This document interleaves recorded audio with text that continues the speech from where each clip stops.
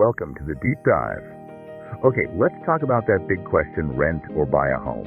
It's something lots of us think about, right? Definitely. Today, we're really going deep on this, especially looking at one specific place, Paarl in South Africa. And we're getting our info straight from the Revolve Estates website. That's right. We're looking at what makes Paarl special for property and trying to help you figure out, what works best for you, for your money, and your life. Exactly. Our goal is just to make it clear, maybe a bit easier to decide, with some useful facts. Yeah, simple and straightforward. So, Paarl, what makes it tick, property-wise?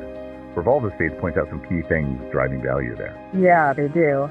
Their data shows that homes near the good schools, the shops, nice parks, and really importantly, near the N1 highway. The main road to Cape Town. Exactly. Those homes tend to be worth more. It's all about, having things nearby and being connected, especially as Paarl keeps growing. That makes sense. Easy access is always a plus. And Revolve Estates also mentioned something about Paarl's economy, how that affects renting. Mm-hmm. It's quite interesting, actually. Paarl's got that booming wine tourism, right? Right. Well, Revolve Estates sees a link. More tourists, especially around harvest time, means more need for places to rent for a few months. Think hospitality workers, students maybe? Oh, okay. So like a seasonal thing. Yeah, a definite spike in demand for rentals then. So if you own a place, it could mean good rental income, at least for part of the year. That's a really specific local insight. Cool. Now, what about the types of homes in Paarl? It seems like there's a mix. Apartments, bigger houses. Yeah, quite a range. You've got apartments, often easier to look after, maybe better for young professionals or people who want convenience. Less work. Less work, exactly. Then you have the bigger family houses, often with gardens. More space, obviously, but also more upkeep, more costs usually, different lifestyle, different money involved. Okay, let's switch gears a bit. Let's talk benefits, starting with renting. What are the big wins there, according to Revolve Estates? Well, the obvious one is flexibility. If your job changes or you just want to change of scene, it's much easier to move when you rent. No selling hassle. None of that. Plus, you're generally not paying for the big, expensive repairs, like a new roof or something, or property taxes. That's usually the owner's job. So your monthly costs are simpler. Usually, yeah. Your rent is typically the same amount each month, which makes planning your money a bit more predictable. Predictable is good. Okay, now buying. Revolve Estates talks a lot about building equity. Can you break that down simply? What is equity? Sure, equity is basically the part of the home you actually own. Every time you make a payment on your home loan, a little bit more of the house becomes yours, not the bank's.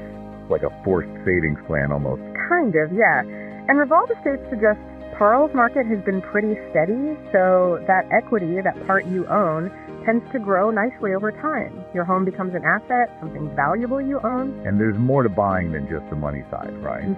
Revolve Estates mentions the feeling of it. Oh, absolutely. Owning your home gives you freedom. You can paint the walls whatever color you like, change the garden, make it really yours. A sense of putting down roots. Exactly. Feeling settled, part of the community. And there's another money bit too. The value of your home might go up over the years. So it could be worth more later than when you bought it. Potentially, yes.